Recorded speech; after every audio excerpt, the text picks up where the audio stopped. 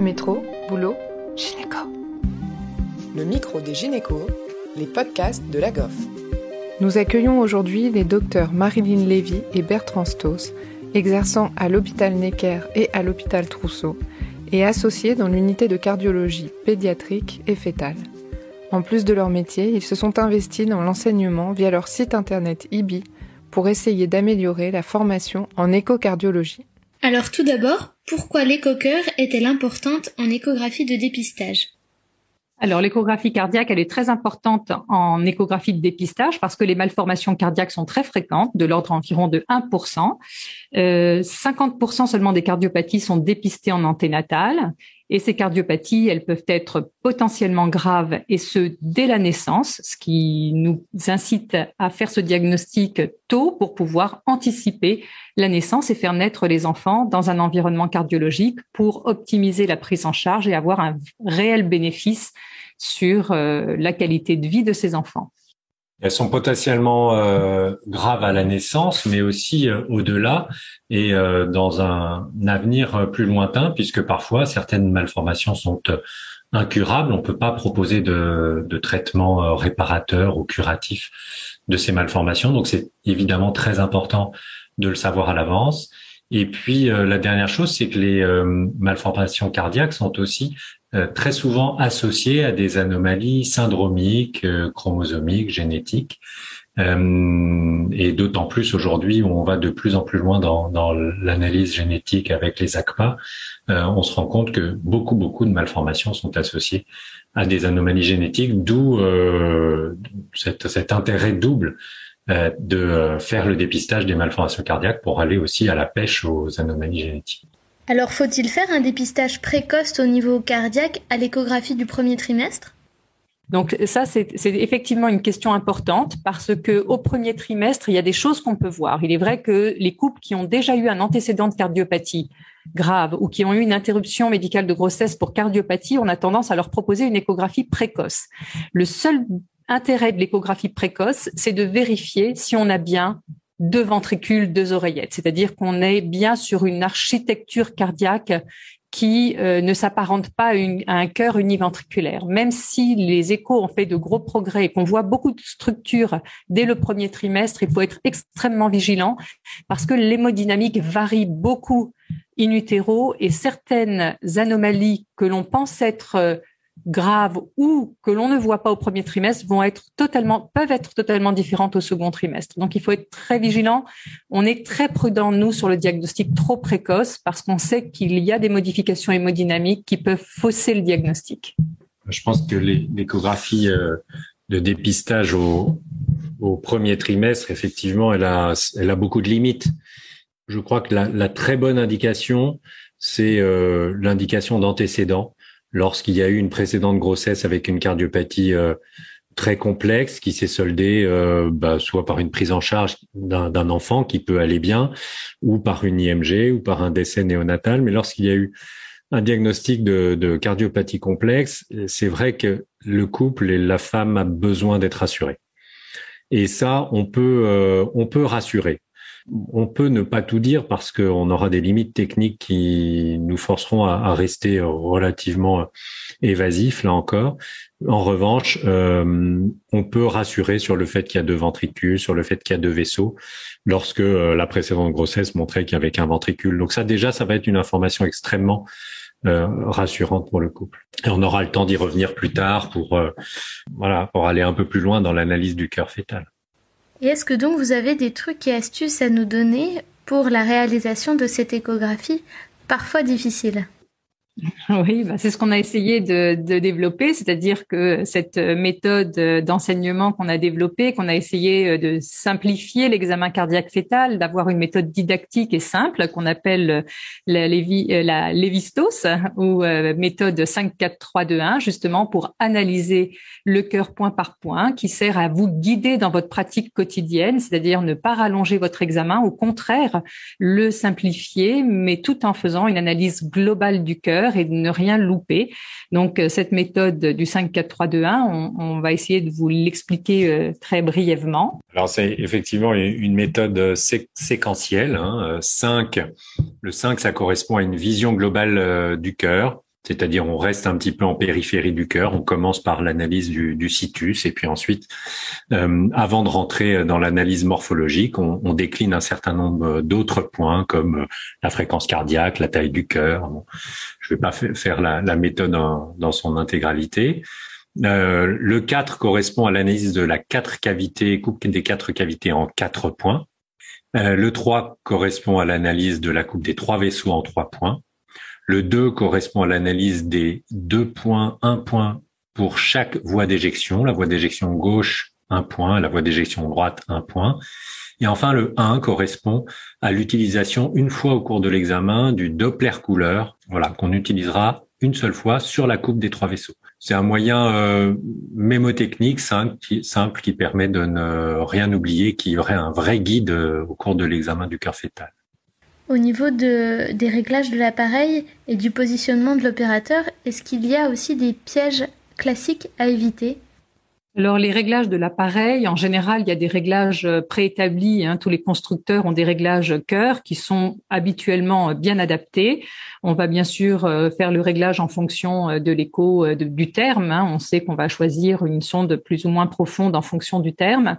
Pour ce qui est des pièges à éviter et du positionnement de l'opérateur, nous, en fait, très souvent, la différence entre une échographie cardiaque faite par nous ou par un gynéco, c'est qu'on reste très souvent au même endroit. C'est-à-dire que nous, une fois qu'on a repéré le cœur qui est une petite structure, l'idée, c'est justement non pas de chercher la coupe 4 cavités d'un côté, la coupe des 3 vaisseaux de l'autre, mais de rester bien axé sur le cœur et par des micro-mouvements, retrouver toutes les coupes, et c'est ce qu'on essaye d'expliquer avec la méthode Lévi-Strauss, parce qu'il y a des petits trucs et astuces, bien sûr, pour passer de la coupe abdominale transverse aux 4 cavités, des 4 cavités aux 3 vaisseaux et des 4 cavités vers les voies d'éjection. Toutes ces petites techniques, c'est du micro-mouvement de sonde. Et donc il y a à la fois localiser cette petite boîte et rester vraiment centré autour d'elle et suivre toutes les structures. Et pour ce qui est d'autres trucs et astuces, Bertrand va vous parler du Doppler. Dans les trucs et astuces, qu'est-ce qu'on peut rajouter ? L'utilisation du Doppler, je l'ai dit tout à l'heure, donc avec parcimonie. Je crois que il faut vraiment faire très attention en échographie à ne pas vouloir surutiliser toutes les modalités qui sont disponibles sur les appareils d'écho, qui sont aujourd'hui extrêmement performants.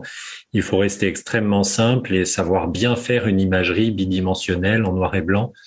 C'est comme ça qu'on progresse le mieux. Et quand on est à l'aise, on peut commencer à utiliser les Dopplers, mais les Dopplers doivent s'interpréter en fonction déjà de l'imagerie en l'absence de Doppler. Donc ça, c'est très, très important.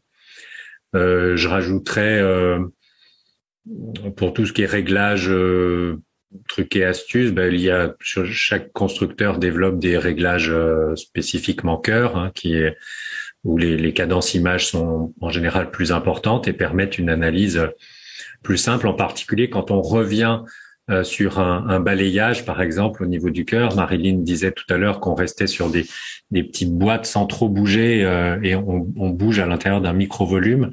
Ce qui est très important dans l'échographie du cœur fœtal, c'est de pouvoir revenir en arrière, avancer grâce au trackball.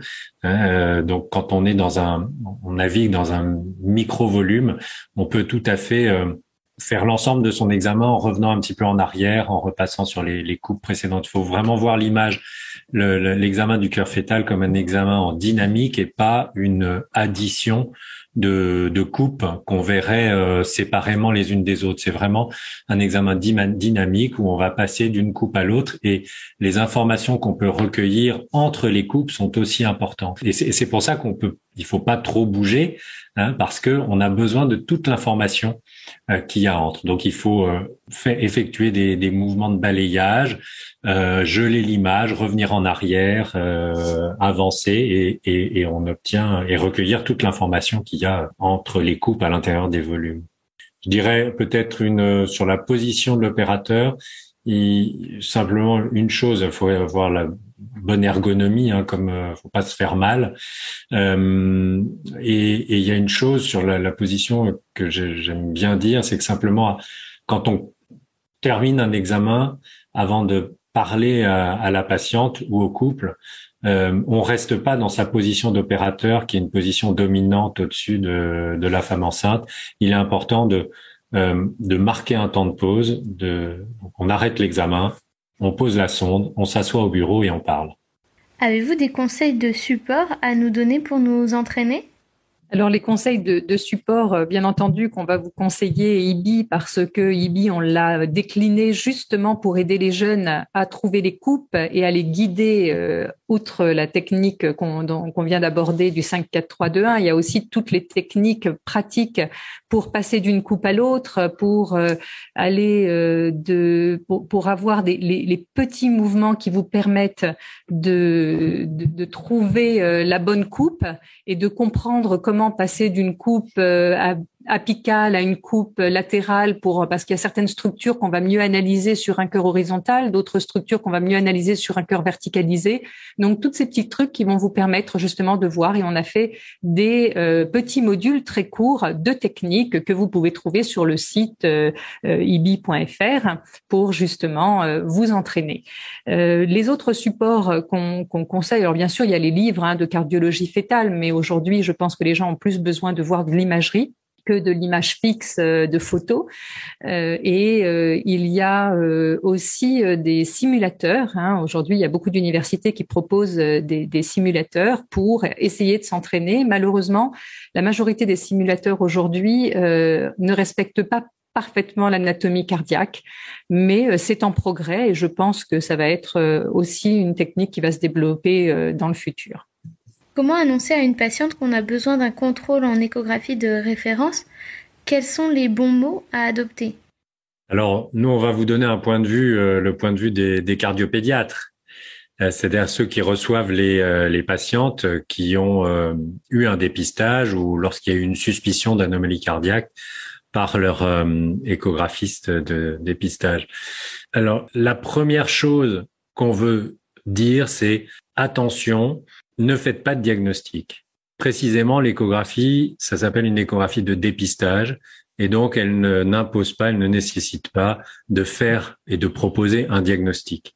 Ça, c'est extrêmement important. Pourquoi ? Parce que très souvent, le diagnostic qui va être fait peut être erroné ou en tout cas imprécis. Évidemment, les couples regardent Internet une fois qu'ils sont sortis et puis ils vont se renseigner et ils vont se faire déjà une idée. Et même si on les voit dans les 2 heures qui suivent, parfois en urgence, eh bien, ils vont arriver déjà avec une idée de ce qu'ils ont envie de faire ou une idée du diagnostic. Et parfois, on va devoir déconstruire déjà tout ce qui s'était installé dans la tête des patients. Donc, c'est très important de ne pas avoir trop à cœur, même si on en a tous envie en tant que médecin de vouloir faire des diagnostics. C'est très important de rester humble, de ne pas faire de diagnostic précis. On peut tout à fait, dans un compte-rendu d'échographie fœtale, dire je n'ai pas bien vu le cœur, je ne vois pas bien la position des vaisseaux, au lieu de dire transposition des gros vaisseaux. Le cloisonnement du cœur semble incomplet si on pense à une tétralogie de Fallot. Il y a tout un tas de moyens de dire j'ai vu quelque chose, j'ai bien une idée de ce que c'est, mais je ne le mentionne pas parce que c'est pas le temps de faire le diagnostic. Et pour protéger la patiente, vraiment rester descriptif. Le diagnostic, c'est pas l'essentiel de l'examen. Ce que veut le couple, c'est savoir si son enfant aura une vie normale. Et ça, c'est l'étape pronostic. Et à la limite, le diagnostic est bien moins important que ce qu'on va leur dire sur la vie future de leur enfant. Donc, surtout, n'avancez pas de diagnostic pour protéger le couple qui a déjà s'en prend franchement un gros coup de massue sur la tête lorsqu'on leur annonce qu'il y a déjà une anomalie et qu'il faut faire un contrôle cardiaque. Restez le plus évasif possible. Il vaut mieux passer un petit coup de fil ou nous envoyer un mail avec votre diagnostic évoqué, même si vous êtes sûr de votre diagnostic, ne le notez pas sur le compte-rendu parce que c'est très délétère pour les couples. Un grand merci au Dr Lévy Estos de nous avoir accordé du temps pour nous partager la passion de leur métier. Sur le site ibi.fr, vous pouvez retrouver des informations sur l'ensemble des cardiopathies fœtales, mais aussi des rappels sur l'embryologie, la physiologie et l'anatomie, ainsi que des trucs et astuces pour la réalisation d'une écho cœur fœtal. C'est un site qui s'adapte à chacun, Des petits modules de 5 minutes à un contenu complet par cardiopathie et par pathologie. Pour en savoir plus, vous trouverez le lien dans la description. Cet entretien a été préparé et animé par Léa Descourvillères. Merci à tous de nous avoir écoutés aujourd'hui. Rendez-vous la semaine prochaine pour un nouvel épisode. Vous retrouverez toutes les ressources et références de ce podcast dans la description et surtout, n'hésitez pas à vous abonner à la chaîne, à lui accorder 5 étoiles, voire même à en parler autour de vous. Métro, boulot, gynéco.